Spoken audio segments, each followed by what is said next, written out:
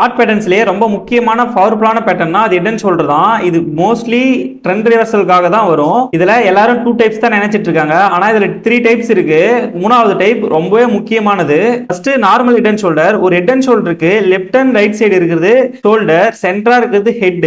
இது பிரேக் பண்ற இந்த லைன் தான் நெக் லைன். ப்ரீவியஸா இருக்க ஸ்விங் லோ அதுதான் வந்துட்டு டார்கெட். நமக்கு ரைட்ல இருக்க ஷோல்டருடைய டாப் தான் நமக்கு ஸ்டாப் லாஸ். இதே மாதிரி தான் சேம் இன்வெர்ஸ் ஹெட் அண்ட் ஷோல்டரும் சேம் ஷோல்டர் ஹெட் இருக்கும். அதே மாதிரி நெக் லைன் பிரேக் பண்ணி ப்ரீவியஸா இருக்க ஹை நமக்கு டார்கெட். இந்த தேர்ட் தான் ரொம்ப இம்பார்ட்டன்ட். இதை வந்துட்டு எக்ஸ்டெண்டட் ஹெட் அண்ட் ஷோல்டர்னு சொல்லுவோம்.